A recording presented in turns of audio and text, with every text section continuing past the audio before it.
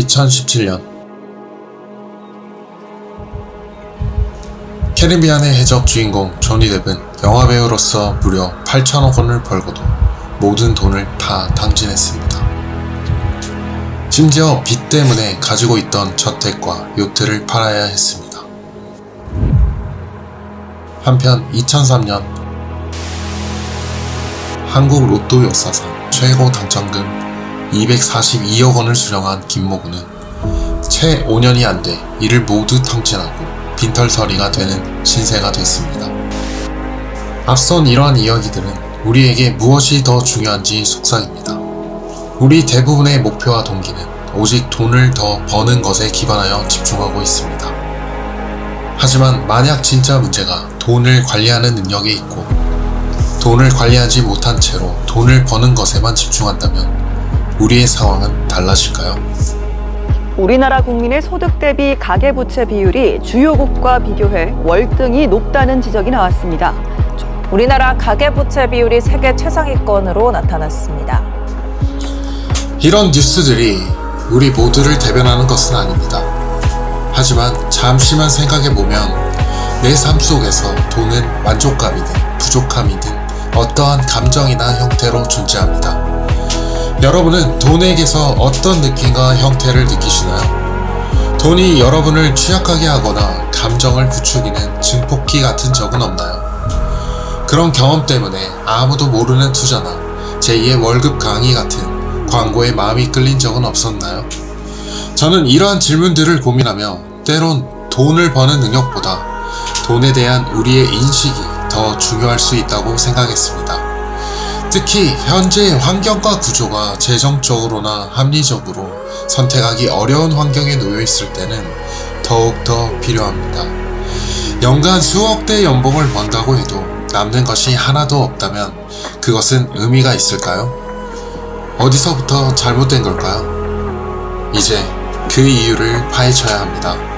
자본주의 사회임에도 정규 교육 과정에서 알려주지 않는 돈에 대한 진실을 알아보겠습니다.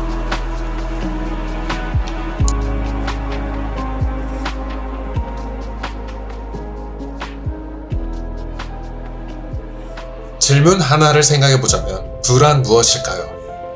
아니, 우리가 바라는 부는 어떤 이미지인가요?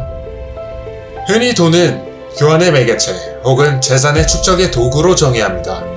우리는 돈으로 물건을 사거나 월급을 받거나 저축하는 하나의 도구로 사용합니다. 하지만 저는 이러한 설명이 돈의 본질을 모두 담아내기는 부족하다고 생각합니다. 돈을 바라보는 더 괜찮은 관점은 돈을 가치의 정도로 보는 것입니다. 여러분이 무엇인가를 사기 위해 일정 금액의 돈을 건네는 이유는 그 물건이 가진 가치가 여러분이 건넨 돈의 액수와 동일하다고 인식하기 때문입니다. 무엇인가 사기 전에 우리는 이 가치가 이만큼 돈을 받을 자격이 있는가 고민하고 평가합니다. 물론 그 가격은 개인이 아니라 시장 전체가 결정하는 경우가 대부분입니다. 여기까지가 돈은 가치다의 영역입니다. 하지만 돈의 본질은 여기서 끝이 아닙니다. 우리가 종종 간과하는 측면은 돈은 가치를 증폭시키는 장치, 즉 증폭제라는 겁니다. 흔히 접하는 미디어에서 종종 돈은 만악의 근원이다 라고 이야기합니다. 심지어 몇몇 종교에서는 돈을 신앙과 반대되는 악으로 소개하기도 합니다. 이러한 편향된 인식은 돈 자체에 도덕적인 의미를 부여하고 우리의 인식을 자연스럽게 부정적으로 이끌게 됩니다. 실제로도 돈은 작은 계산에도 예민해지게 만들기도 하고 큰 돈으로 선의를 펼치게도 합니다. 하지만 돈이 사람을 바꾸기보다는 이미 우리 안에 있던 성향을 더 크게 드러내거나 영향력을 강화시켜주는 역할을 합니다. 돈은 단지 우리가 가진 능력, 습관, 선택의 폭을 넓히는 도구입니다. 이러한 돈에 대한 인식은 단순히 돈이 가치라는 것을 이해하는 것을 넘어 돈이 반드시 악한 것이 아니며 돈이 사람을 악하게 만드는 것도 아니라는 점을 이해하는 시작이라고 생각합니다. 이제 그 돈으로 어떤 선택을 하느냐는 전적으로 여러분의 자신의 도덕적 성향에 달려 있습니다. 그렇다면 이러한 인식만으로 현재 우리의 현실을 바꿀 수 있을까요? 단순히 그래 돈은 가치면서 증폭제다 말하는 것만으로는 아무것도 변하지 않습니다. 그렇다면 이러한 인식을 넘어 무엇을 바라야 할까요? 구체적으로 어떤 행동을 해야 할까요? 이 질문에 답하기 위해 여러분께 묻습니다. 여러분과 돈의 관계는 현재 어떤 상태일까요?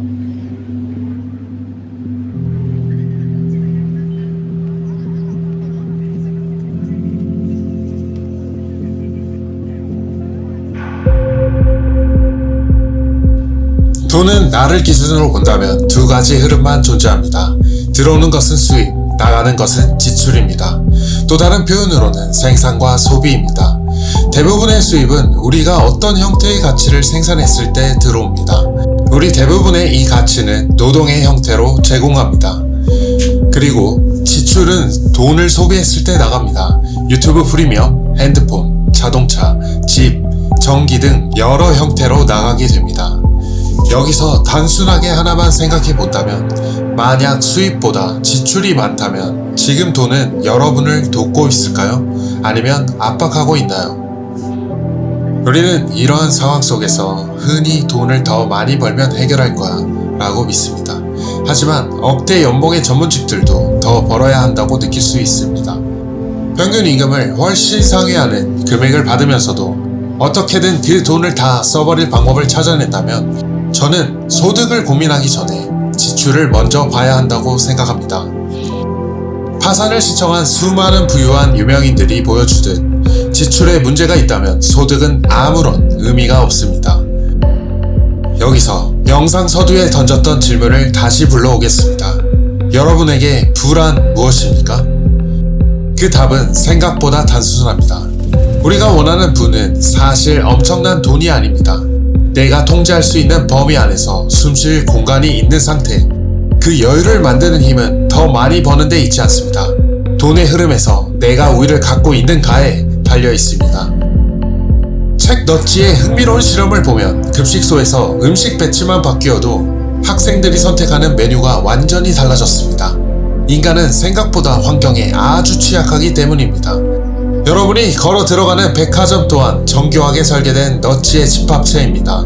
왜 1층은 항상 화장품과 명품이 있을까요? 왜 식당가는 꼭대기에 있을까요? 이뿐만이 아니라 편의점의 진열대, 유튜브의 알고리즘 광고, SNS 속 화려한 일상, 이 모든 것들이 24시간 내내 여러분을 향해 속삭입니다. 너는 지금 당장 이것을 가져야 해. 그래서 부의 시작은 더 많이 버는 것이 아니라 나를 둘러싼 이 촘촘한 지출의 설계도에서 벗어나는 것에서 시작됩니다.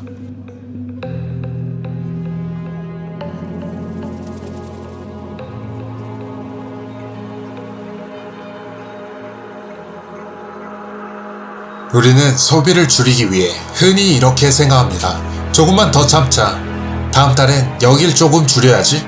하지만 행동 재무학으로 인간의 뇌와 감정은 경제적 판단에 적합하지 않게 구성되어 있습니다. 문제는 인간의 의지가 아니라 인간의 구조적 취약성입니다.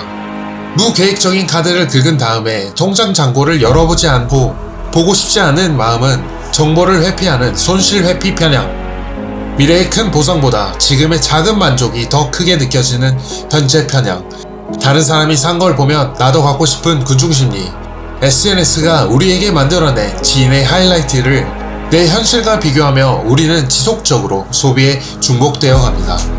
문제는 우리의 의지가 아니라 인간의 뇌가 본래 이렇게 설계되어 있다는 것입니다. 앞서 말한 넛지처럼 우리의 소비를 유도하게 설계된 도시에 살고 있습니다. 백화점 동선, 편의점 진열, 유튜브 추천 알고리즘, 카드사의 한도 증가 등 이 모든 것들이 우리의 인지 편향을 이용해 무의식적 소비로 끌어갑니다. 다시 말해, 우리가 소비에서 실패하는 이유는 환경, 인간 본능, 인지 편향이 하나의 시스템으로 작동하기 때문입니다. 그러니 절약이나 의지로 버티는 건 애초에 극악의 환경에서 적응하는 불리한 게임에 임하는 것과 같습니다. 누구나 등산을 하면 산에서는 2시간 동안 묵묵히 걸을 수 있습니다. 반면 집에서의 5분 스트레칭과 운동은 쉽지 않습니다. 등산을 하며 이 질문 끝에 내린 저의 답은 인간은 의지보다 환경과 리듬이 맞춰졌을 때 지속되는 존재다 라고 느꼈습니다. 산에서는 아무 생각 없이 발걸음을 떼어야 하는 환경이 있고, 자연스러운 리듬과 호흡이 있고, 함께하는 사람이 있고, 목표점을 바라보며 지속하게 됩니다. 그래서 힘든데도 쉬었다가 다시 지속적으로 올라갈 수 있습니다. 억지로 하는 것이 아니라 환경에 이끌려가며 결국 실행하게 됩니다. 그리고 돈도 똑같습니다. 우리가 돈을 못 다루는 게 아니라, 즉 돈이 지출되는 시스템 속에 있다는 겁니다. 그렇다면 이러한 소비를 권장하는 시스템에서 우리는 어떤 시스템으로 대응해야 할까요? 이제 일일이 기입하고 고뇌하는 것보다는 소비로 흘러가는 파이프라인을 디자인하는 것입니다. 월급에 들어오는 돈을 우선순위에 맞게 저축과 고정비, 지출로 나누어 예산을 세우고, 어플이나 자동이체를 통해 의지가 아니라 자동으로 나눠지게 해야 합니다. 특히 우리가 지출을 줄여야 하는 건 소비나 지출이 아니라 고정비입니다. 매월 나가는 전기세, 휴대폰 요금, 교통비 등 절약 가능한 부분을 최소한으로 설계하는 겁니다. 파이어족과 미니멀리스트 같이 지출을 극한으로 최소화하는 게 잘못된 건 아니지만, 우리는 지출을 줄이기 위한 안 쓰는 항목에 집중해야 하는 것이 아니라 쓰고 싶은 항목에 집중해야 됩니다. 최근 소비 성향을 분석하고 그게 내가 원하는 우선순위에 부합한지 소비를 정렬시켜야 합니다. 아무리 돈을 많이 벌더라도 무한정 지출을 한다면 의미가 없음을 기억해야 합니다. 이러한 일련의 과정은 수입보다 적게 소비하는 삶에 적응하는 겁니다. 특히 3개월에서 6개월 양의 고정비와 소비의 여윳돈을 모으는 것은 돈과의 관계에서 주도권을 잡는 중요한 역할을 합니다. 소득과 상관없이 소비를 가능하게 하는 신용카드를 자르고 실제 잔고에 행동이 맞춰지도록 해야 합니다. 저는 소비가 잘못됐고 물질주의적 관점으로 소비를 논하려는 게 아닙니다. 나와 돈이라는 관계에서 이 세 가지 시스템을 통해 돈의 본질과 정렬된 흐름을 말씀드리고자 하는 겁니다. 이러한 시스템은 돈이 주는 압박을 벗어난 데 타고난 효과가 입증됐습니다. 우리의 불안은 돈의 부족에서 오는 것이 아니라 돈의 흐름이 정렬되지 않는 상태에서 옵니다. 이걸 인정하는 순간부터 돈은 더 이상 여러분에게 압박이 아닌 서포트와 여러분의 선택에 힘을 실어줄 증폭제가 됩니다. 자, 이제 생산에 대해 이야기해 보겠습니다. 우리는 여기까지 돈은 가치이고 증폭제이고 시스템이라는 사실을 살펴봤습니다. 그리고 이제 마지막 질문이 남았습니다. 그렇다면 부는 어디에서 만들어지는가? 부를 알기 위해 우리는 생산을 먼저 알아야 됩니다. 생산이라고 하면 많은 사람들이 창업, 자영업, 사업 같은 특별하고 뛰어난 사람만 하는 일로 생각합니다. 하지만 생산의 본질은 훨씬 단순합니다. 생산은 내가 가진 가치를 세상에 제공하고 그 대가로 돈을 받는 흐름입니다. 직장도 사업도 프리랜서도 생산입니다. 내 시간이 가치가 있는 곳으로 흘러가는 모든 행위가 생산입니다. 우리는 종종 가난과 부자의 차이를 X로만 설명하려고 합니다. 하지만 진정한 차이는 X가 아니라 흐름의 방향입니다. 우리는 보통 시간으로 가치를 제공하고 그렇게 받은 돈으로 소비를 하고 다시 시간을 써서 가치를 제공합니다. 반면 부자의 흐름은 다릅니다. 그들은 돈을 벌어줄 시스템을 만드는데 자신의 시간과 돈을 소비합니다. 시간과 자신의 돈을 쏟아 그 시스템이 돈을 만들어주는 구조를 만들고 그 구조는 결국 우리의 시간을 되돌려줍니다. 유명한 일화로 누군가는 매일 산 아래로 내려가 물을 길러 팔고 다시 물을 기르러 자신의 시간을 쏟습니다. 하지만 다른 누군가는 파이프를 만들어 물이 스스로 흘러오게 합니다. 이 둘의 차이가 바로 시스템이 존재하는가, 존재하지 않는가입니다. 산업혁명 당시 은행에 돈을 넣어두기만 해도 연 20%의 이자를 받았습니다. 연예인 송은이 씨가 젊은 시절 가입한 예금 계좌는 만약 해지 않는다면 몇 조 원이 되어 있을 정도의 파워를 가지고 있습니다. 해당 은행은 아침마다 해지를 설득하려 전화를 한다는 일화도 유명합니다. 이 말은 돈은 원래 스스로 힘을 가지고 있고 어디에 두는지에 따라 다르게 성장하는 성질을 가지고 있습니다. 문제는 우리는 그 성질을 아직 잘 모르고 있다는 겁니다. 예전에는 파이프를 만들려면, 이러한 시스템을 만들려면 자본, 인맥, 공장, 기술 같은 거대한 장벽이 필요했습니다. 하지만 지금은 다릅니다.